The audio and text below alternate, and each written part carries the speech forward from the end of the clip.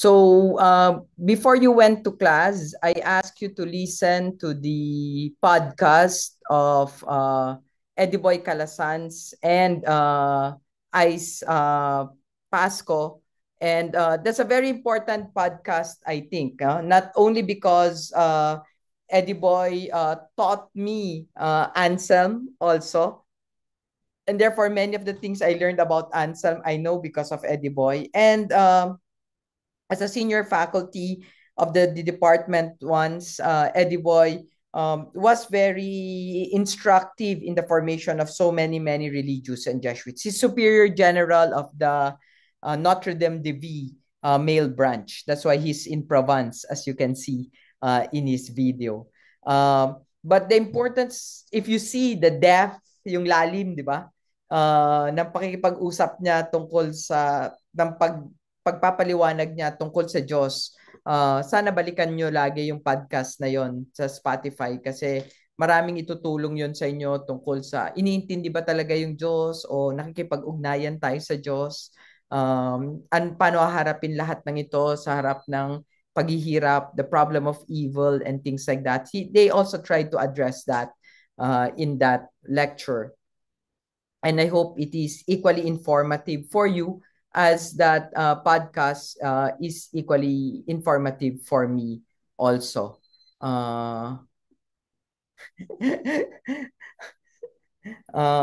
So again, let's go back to what we were looking at. No, so far we see faith and the disquieted heart.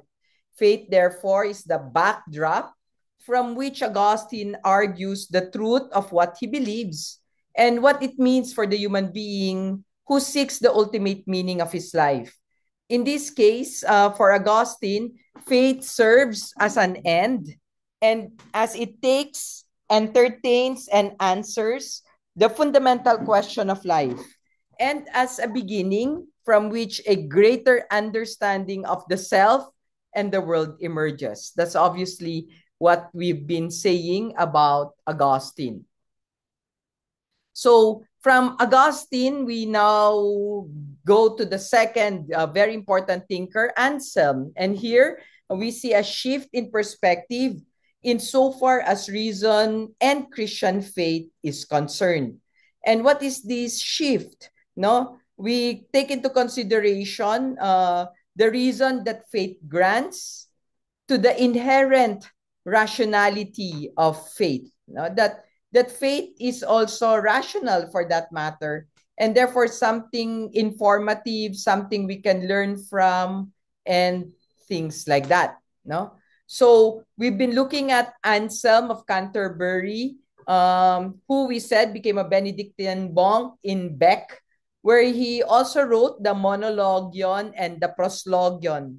By the way, I have to say that in this book, Pagdiriwang sa Meron, which is the Festschrift of Father Roque Ferriols, there's a very interesting chapter here called Ang Prolatio Dei ni San Anselmo.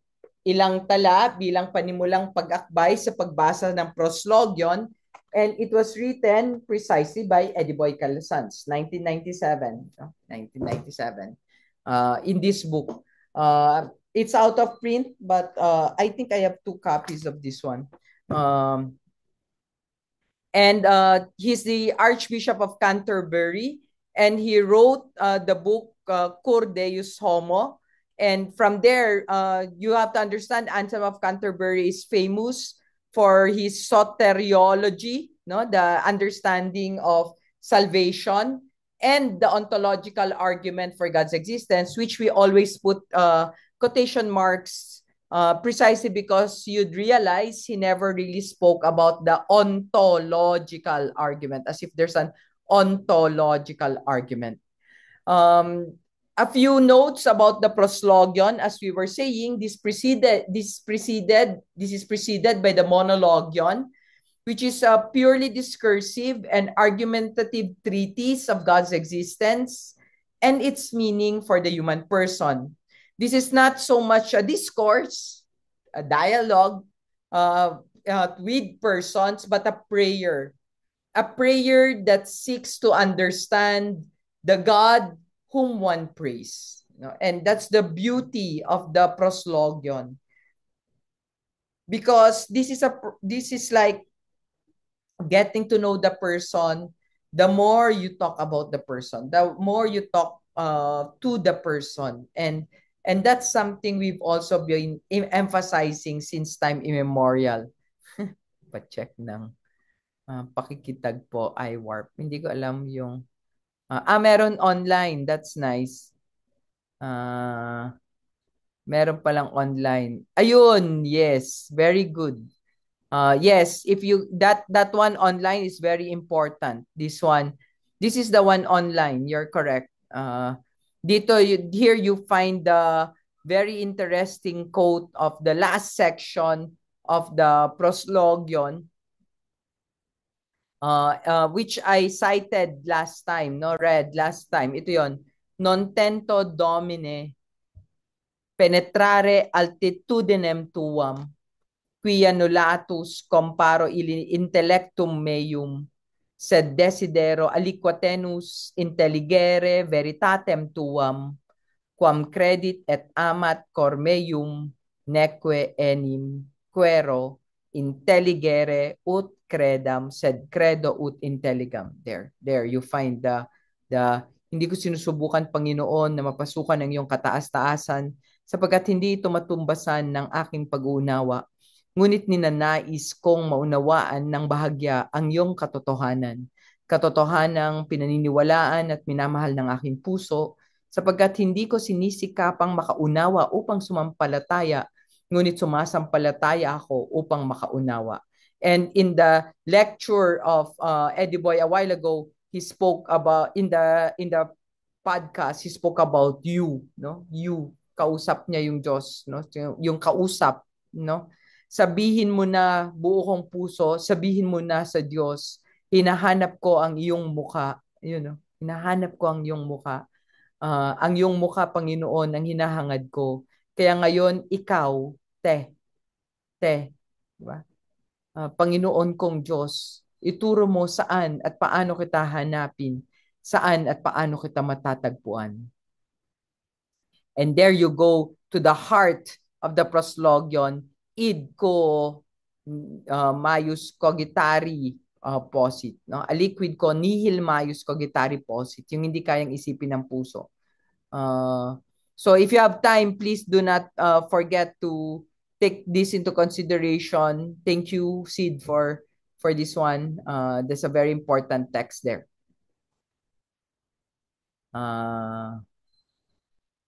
So going back, here you see the movement of the proslogion again from the preface and the invitation. Today we look at the proof to God's existence and hopefully the divine attributes also, until we arrive at the turning point, which is the wider concept of God. No, I'm hoping that we should be done with this because we're still with Anselm, and there's still a long way to go. No, there's still a Thomas Aquinas, and hopefully on the 28th we do Thomas already. No, but here also you see the reconciling of the divine attributes. And then the theological name of God, God the Father, Son, and Holy Spirit. And I say theological because they will say there are two philosophical names of God there. This is the 2 to 5 and 15.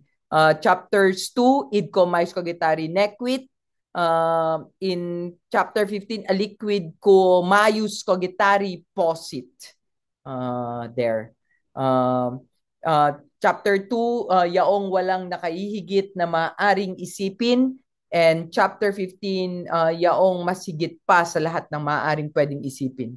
And joy, how he ends with joy, and that's the reason why I think the letter of Francis on joy also plays a very important role. Pope Francis on joy. So in the preface of the proslogion, Anselm talks about a single argument And what does he want to prove in this single argument? This outline the contents of this one single argument that he hopes to have. What is his perspective? According to Anselm, what is the difference between the monologion and the proslogion? Are things that we have to pay attention to. No? So a single argument that required no one save perhaps itself.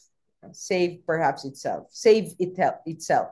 Uh, I've always told you save perhaps one, no, because this is the exemption is precisely God, no, God as the exemption.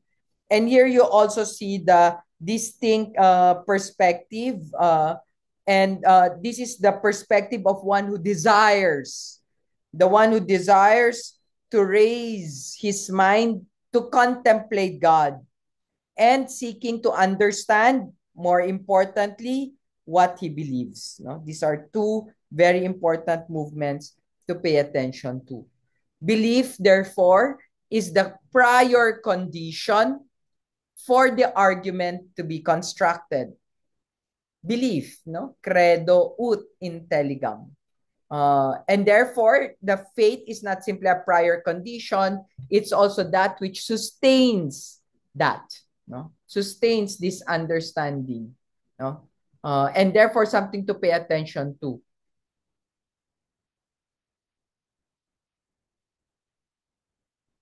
Proslogion, we have to understand, is an allocution, no? Allocution, no?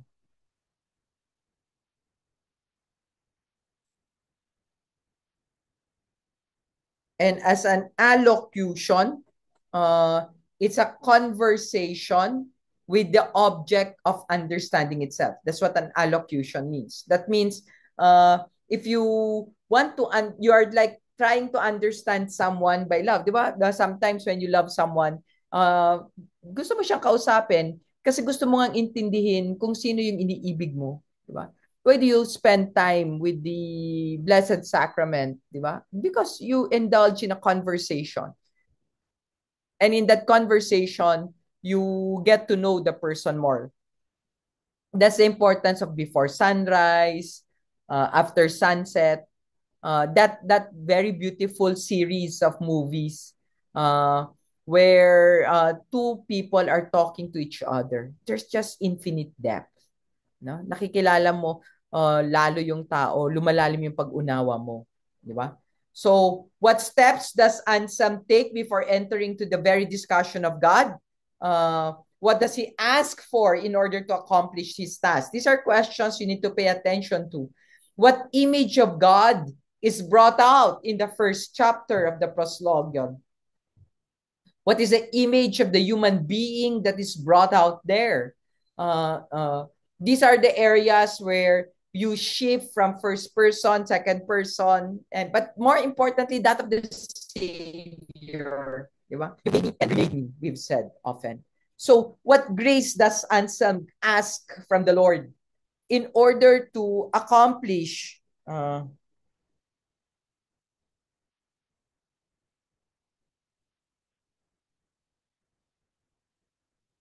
his task? What are the things that human beings can do? No? So, Anselm, no, very important. For I do not seek to understand so that I may believe, but I believe so that I may understand. For I believe this also, that unless I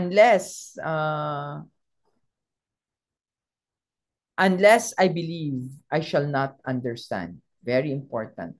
Unless I believe, I shall not understand. Uh,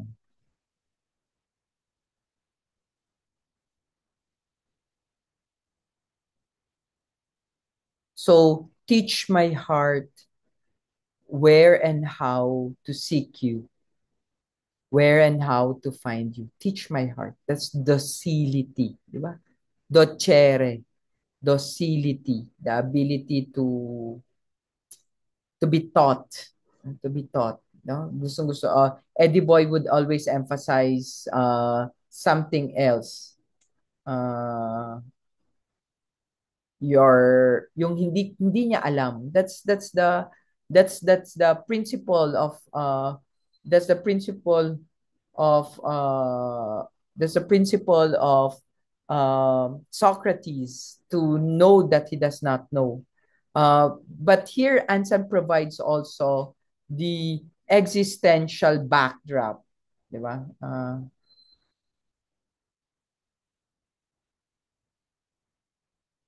The relation between creator and creature, the brokenness of humanity, diba? The wretchedness of humanity, and yet God's initiative, God's salvation. So the dynamic of seeking, revealing, desiring, finding, and loving, we already explained last time. No? I do not seek to understand so that I may believe, but I believe so that I may understand. In Proslogion 2, we ask, what is the concept that Anselm uses in order to represent God? Yes, id ko maius cogitari nequit is a concept. No, konsepto yan. No, konsepto yan. And as a concept, we have to pay attention also.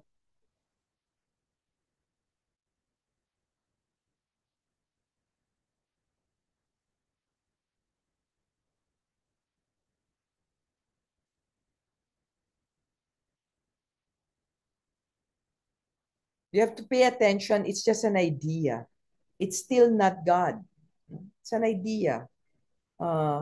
So here we have to outline the argument of Anselm for the existence of God. So there, the idea is that God is that which nothing greater can be taught.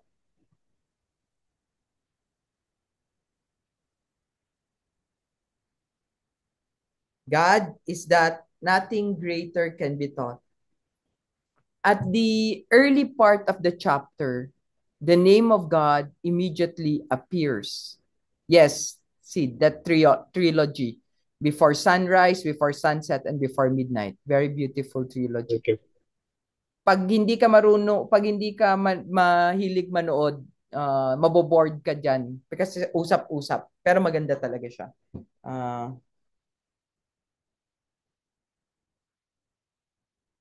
So, that which nothing greater can be taught. Yaong walang nakahihigit na maaring isipin.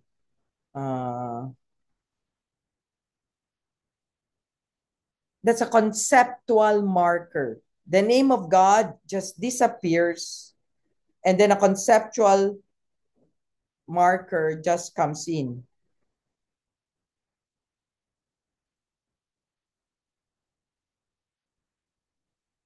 Anselm brackets, first of all, the understanding of God, and eventually settles with something that can be understood clearly.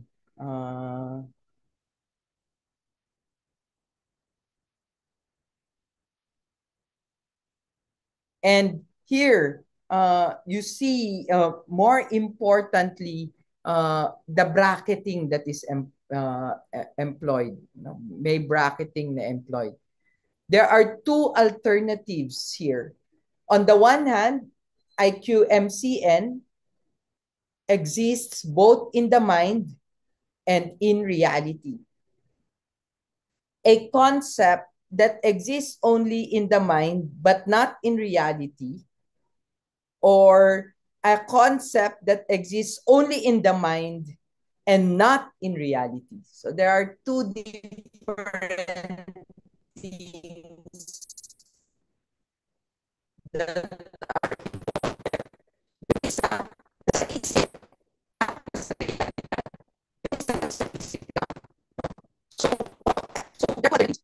for sure, nothing greater can be conceived. Walang yaong nakahihigit na maaring isipin. Hindi pwedeng sa isip lang siya. Dapat totoo rin siya. Kasi kung sa isip lang siya, kulang siya. Mas dakila yung mga bagay na pwedeng manahan sa isip at sa katotohanan sa realidad kaysa sa nananahan lamang sa isip, 'di ba? I like these sculptures by Ferdy Cacnyo a lot because it shows Fisher Fox houses on stilts, yung mga kawakawayan. Kasi dati, every time I travel out of the country, and I'm so longing to see the Philippines again, before the plane lands in Naiya, you pass by this body of water in Cavite, and you see all the stilts. For me, the stilts is a symbol of that I'm home. So that these stilts doesn't only exist in my mind, for me, they exist in reality. In contrast to the things that only exist in the mind but doesn't exist in reality. No? So Anselm is saying there is a hierarchy of realities. And in the hierarchy of realities, those that exist only in the mind but not in reality are inferior compared to those that exist in the mind and exist in reality. So the highest, therefore, are those that exist both in the mind and in reality. The table, the murderer, uh, they exist not just in the mind but in reality. Inferior are those that exist in the mind but not in reality. You know, Captain Marvel, for example, doesn't exist in the mind, doesn't exist in reality. Uh, uh, yes, but he's more reacting to the idea that God is simply a product of my imagination. That this God only exists in my imagination, but not in reality. No? So those that do not exist in the mind may be possible or impossible. Uh, uh, so kung wala ka sa utak, hindi kaya ng isip mo, pwedeng posible, pwedeng hindi. No? And it is here where you see the argument of the idco maius cogitari nequit. The truth of the IQMCN can only come from an investigation of the first and second, because the concept is clear. It cannot not be in the mind alone. If it exists in the mind alone, then the dust, the cell phone on my hand, is even greater than the most noble of ideas I can ever think of. No? So Anselm's argument in this case is basically an argumentum ad absurdum, no? Against absurdity. No? And here we have to ask ourselves, what do you think about that? No? Do you agree with Anselm or maybe not? Di ba? So observe, no? Observe, no? Observe what is going on. From remember, no, we see a very huge. If we read carefully, we see a genre shift in chapter 1. He now shifts into a dual conversation, talking to himself and afterwards talking to God.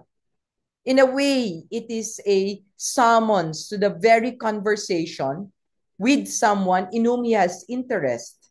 Cast aside everything, focus on that which is in front of you and reveals to you. In other words, and going back to Paul Ricoeur, to be in the present event. From there, he goes to talk not about God, but to God in prayer. Anselm here provides us what goes on in that prayer as a conversation between him and the God whom he believes. It is presupposed as a real conversation. and thus a meaningful experience. Hopefully, this way of presentation rouses some sort of interest and challenge in us. Anselm already meaningfully engages the very object of his argument even before he comes to prove it, meaning something else is at work here, something that faith provides that reason and proof would not be able to accept right away. Moreover, if this is a conversation, then we ought to understand everything in the manner to which things are presented to us. In other words, coming from our literature classes, we ought to do some sort of genre reading here.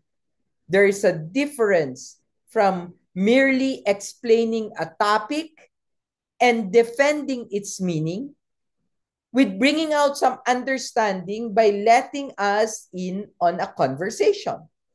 If the difference is quite unclear to you, we can go back to an encounter from Richard Linklater's Before Sunset,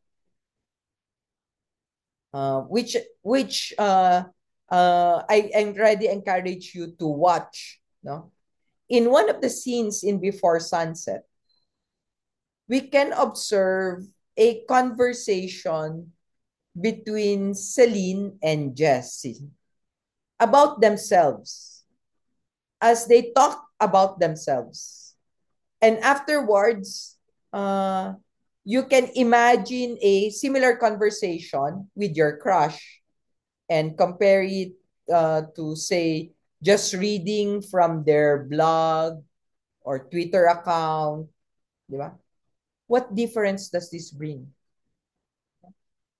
If you're only knowing the person from Instagram posts, from really, really conversing with that person, what knowledge is known in a real-time encounter that we cannot possibly know in a rather discursive or even explanatory manner? In this regard, I'd like you to place a third consideration that may prove to have some difficulty but manageable once you get the hang of it.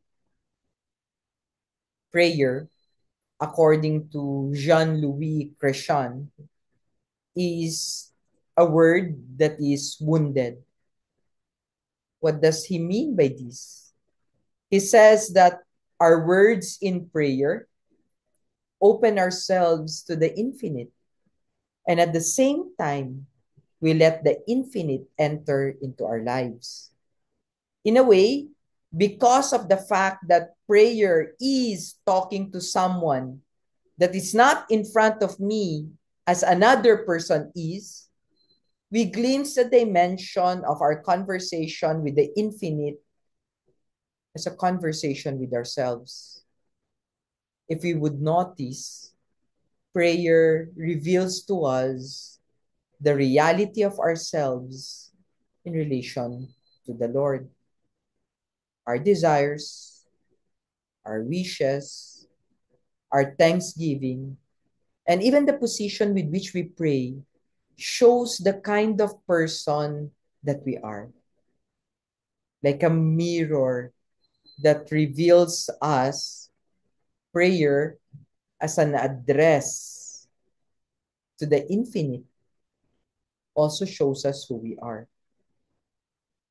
More than a moment of address to a God whom we believe, it is also a moment to ask implicitly,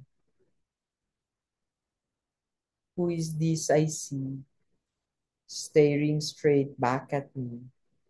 Does this reflection show who am I inside? Remember? From the reflection. But more than just a mirror, we also see through the glass darkly.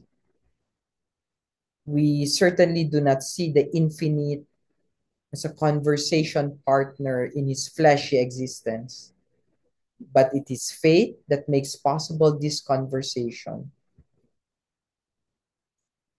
In prayer, our words are left open to the infinite, hoping that they are heard. And for the person who has faith, it entails great trust that the infinite will hear that prayer or that it will be responded to according to his infinite wisdom. Now you may ask, why does Anselm insert an argument for the existence of God in a prayer which supposedly assume and holds true in faith the existence of God? Is it not like telling yourself that a person is in front of you when he or she is already a few inches in front of you? Is it am I being catfished moment? Coming from the introduction, there are two primary reasons from which we can come to derive why. First, Anselm lays down the movement of the proslogion in the introduction, the movement of desiring, seeking, finding, and loving God. If the goal of the proslogion is to be able to find God and love Him truly, then to remind oneself and one's audience that His reality is something that is understandable and meaningful is a crucial step towards it. Second, related to this movement is the spirit of the proslogion to believe in order to understand, and to understand in order to believe. On this level, Anselm wants to show that believing makes sense and that there is an internal logic in believing that perhaps those who begin with logic cannot fathom easily. But there's actually a third reason for it. Anselm wants to disprove the fool who said in his heart, there is no God. Who is the fool? And why does he take the position of Anselm's dialogue partner? Scholars of the work of Anselm would point easily to Gaunilio of Marmoutier, the Benedictine monk, who said that there is no God. Now, the fact that he's a monk eliminates the possibility that he is some 20th century atheist in disguise. Gaunilio's argument is that it is impossible to conceive of God's existence through an idea, even if such an idea is inspired by and produced by faith in God. Gaunilio claims that even if we think of the most perfect island, unless we have proof of that most perfect island existing, we cannot say that the most perfect island is true. This is the position to which Anselm responds. And to understand what he means, we need to go through it step by step. So there are 4 steps here to consider in order for us to see what's going on. No? Kailangan makita natin yung step by step na yan. Let me share to you my notes on the 4 steps. Discernment letter na.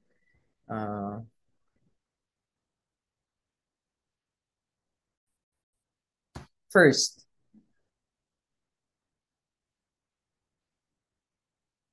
make sure that you are using the same terms. He assured the readers of his argument, still in the form of prayer, that the God whom the fool said does not exist is the same God that Anselm believes. Low-key, he sets the definition of terms. God is something than which nothing greater can be thought of. And for purposes of brevity, let's just use the Latin words, id cum maius cogitari nequit, IQMCN. Anselm assumes that the God he knows and the God a fool knows is the one and the same God. Second, establishing the, the existing beliefs based on what is taught and what is in reality. Since there's a common idea that exists between the two sides of the argument, Anselm now renames their position based on their common terms. For Anselm, God, renamed as IQMCN, exists, which means that he exists in the mind and in reality. For the fool, on the other hand, IQMCN does not exist, but the idea of this God, as Anselm has shown, is clear to the fool. In short, it is clear that the fool's position is that IQMCN exists in the mind, but not in reality. Anselm then summons the heart of the cards as he exposes a flaw in the reasoning of the fool in two steps. First, he invokes the general rule that governs all reality. That which is exists both in the mind and in reality, and is greater than anything that exists in the mind, but not in reality. In a way, this is commonsensical, since we can think of everything, a combination of concepts, even a flying car, a unicorn pet, a competent president. However, they are nothing compared to that which we can experience in reality. Thus, it is definitely better, not morally, but ontologically, for something to exist both in the mind and in reality. Note that we are not concerned here with things that exist neither in the mind nor in reality, or things that exist in reality and not in the mind, as they are not relevant to the argument at hand. Following this principle, Anselm says, and here follow closely, if the fool says that IQMCN exists in the mind, but not in reality, then everything that exists both in the mind and in reality and is better, hence greater than IQMCN. If that is the case, then IQMCN would not be IQMCN anymore because there is something that is greater than it. Anselm, leaving his claim untouched, and this is the fourth movement, says that it does not make sense to say that IQMCN does not exist. Therefore, since there is only another option left, which is that IQMCN truly exists, we need to ask ourselves, what does these, or what Anselm does is to defend his stance by using what we call argumentum ad absurdum to argue that the other options of, or in this case, the only option does not make sense and is even contradictory. And that's what we have to pay attention to, di ba? That's what we are looking at actually. The argumentum ad absurdum, no? So, in chapter 3, Anselm pay attention to the way Anselm summarizes and frames his argument. How did he talk about God coming from the conclusion to IQMCN? Or what characteristics did he point out? Here in chapter 3, he says, only at the third chapter did he bring back the name of God, which basically means that God necessarily exists. Let's look at that.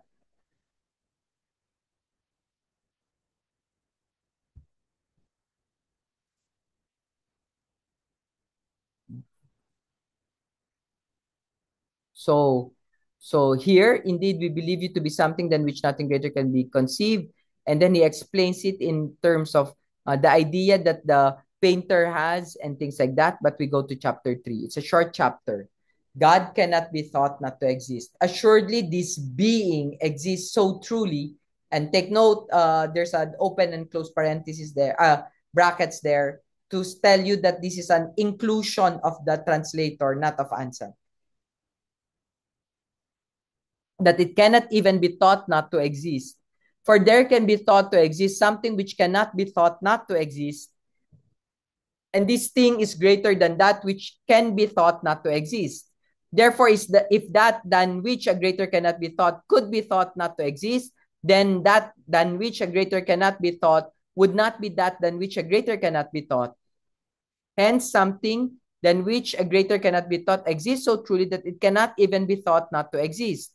And you are these, O Lord our God. Therefore, O Lord my God, you exist so truly that you cannot even be thought not to exist. And this is rightly the case. For if any mind could think of something better than you, the creature would rise above the Creator and would sit in judgment over the Creator, something which is utterly absurd. Indeed, except for you alone, yung te yan, that's the te, for you alone, whatever else exists cannot be thought not to exist. Therefore, you alone exist most truly of all, and thus most greatly of all. For whatever else exists does not exist as truly as you do, and thus exists less greatly than you do. Since then, it is so readily clear to a rational mind that you exist most greatly of all. Why did the fool say in his heart that God does not exist? Why? Why? Except because he's foolish and a fool. No? Bakit? Dahil foolish siya. Di ba? Foolish siya.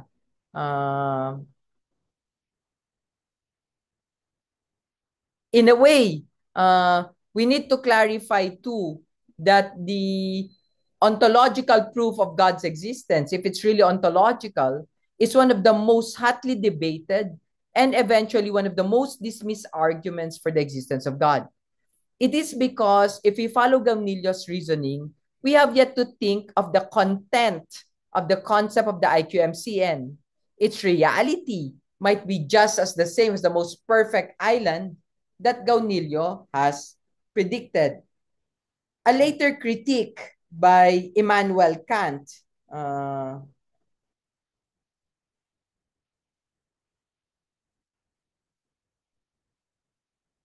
is more sophisticated than that.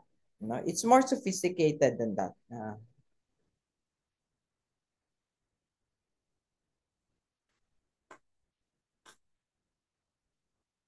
He claims that Anselm's argument has a very faulty assumption. Anselm, according to Kant, treats IQMCN as if its existence is contained in its concept.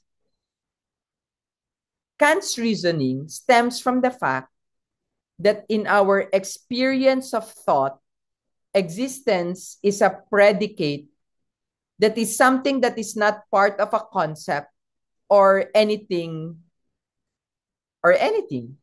In fact, it was Thomas Aquinas who first thought of this one. And we can say everything about a triangle, a square, or a square circle, if you can think of one, obviously. However, we cannot take out from our concept that they necessarily exist in reality. Thus, like Gaunilio, Kant denies, at the very least, the validity of Anselm's proof. No? Baliw-baliw din lang. No? Baliw-baliw din lang.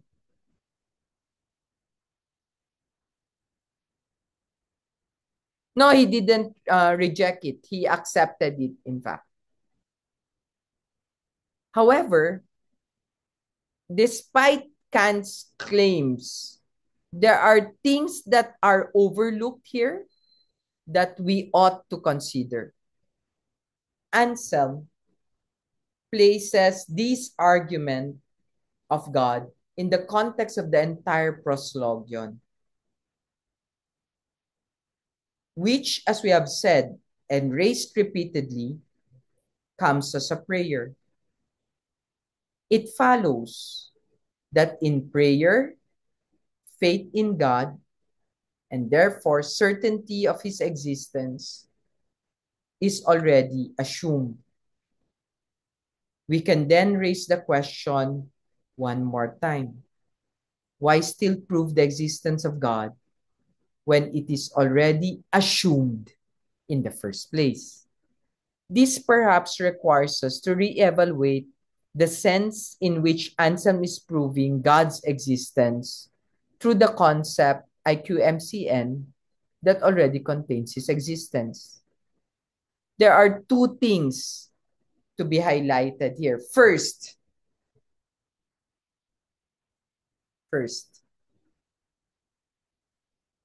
putting the concept and the proof in the concept, on the context of the whole proslogion, we see that Anselm does not necessarily need to prove that God exists. If we mean that to prove means to establish that something that has not yet been established. It's not the same as proving that a certain planet in a certain solar system in the Andromeda galaxy is livable, which means going through the whole scientific method in order to derive conclusions by an analysis of its solar system to the size of the planet and its gravitational field towards drawing hypotheses and then performing an experiment or thought experiment. It appears that Anselm doesn't need any further proof of something like that in faith. For him, it's already very evident. The first conclusion there is that Anselm is looking for something else. And the introduction gives us a clue. Fides, querens, intellectum. A faith that seeks understanding. Anselm is looking for and seeing how faith in God is rational. That is how the God of his faith can make sense to a mind who searches for the truth. In other words, he seeks for a way through which the believer can say that his or her faith is also something that can be understood, even if faith by itself can stand upon understanding.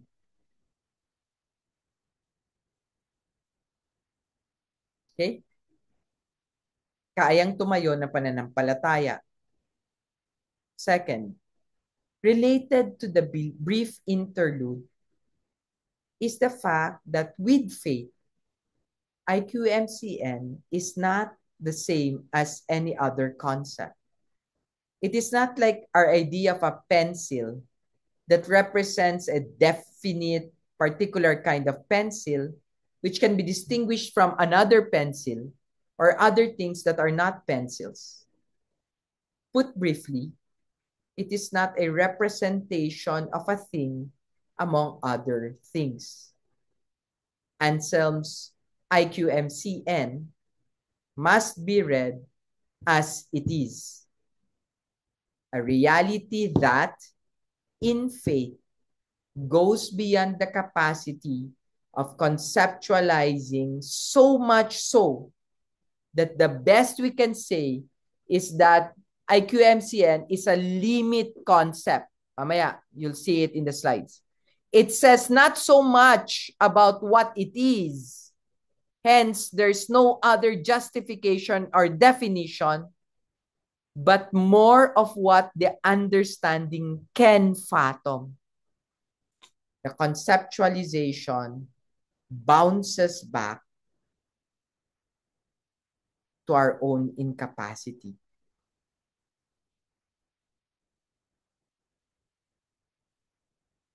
This is so far what we can make sense of Anselm's proof or argument, and he will push it to its limits as we go further.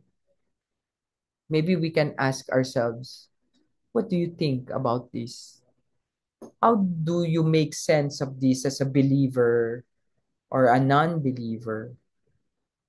What does faith mean to you, given that these ways of interpreting what Anselm intends in this part of the proslogion? Kailangan natin pag-isipan, ba? We need to constantly reflect on these directions.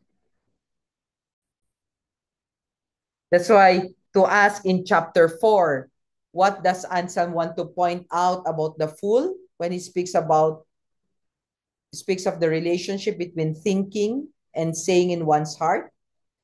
Do a careful reading and explain to the class what Anselm means. Notice that Anselm speaks of faith as a gift. What does he mean here?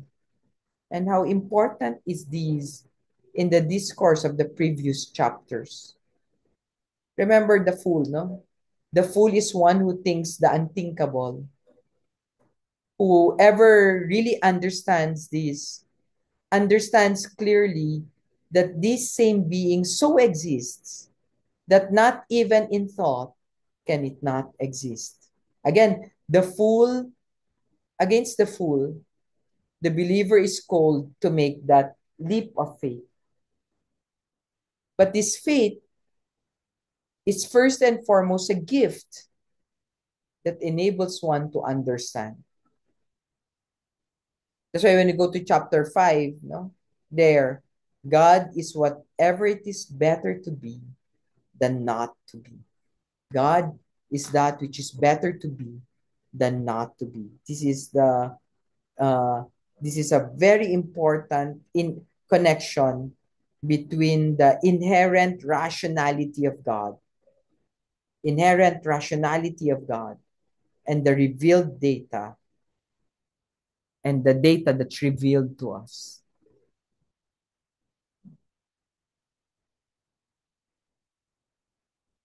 So is Anselm's proof ontological?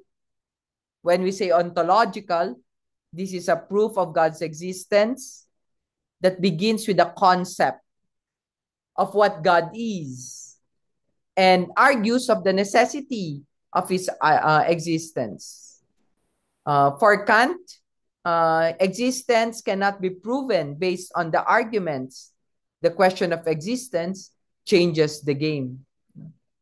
But as we've said already, uh, Anselm's Proslogion, IQMCN,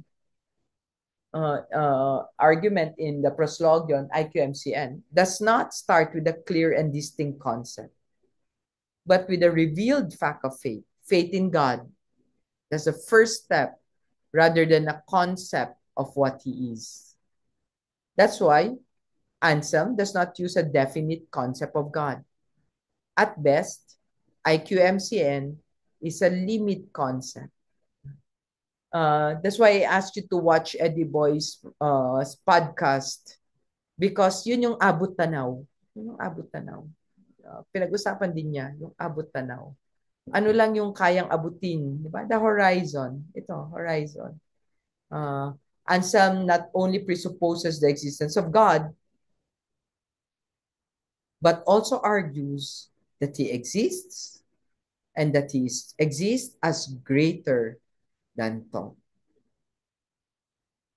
So we're done with the first two movements. Thus, we can say the Proslogion is not an argument for God's existence from scratch, but an invitation for the mind to enter into the reality of God as believed and thought to be true. What can we therefore conclude from this discussion of Anselm's Proslogion? Anselm's Proslogion, chapter 2 to 5, is a discourse of faith in a God that stems from faith as a starting point rather than as a conclusion. Simula pa lang. Simula pa lang. The inherent intelligibility of God and his existence can only be grasped when one first makes the leap of faith, of believing his truth, and what it means for the human being. What can we say about the argument as part of the broad investigation of the relationship between reason and faith is something we continuously reflect on. With that, we end our discussion for chapter 2 to 5.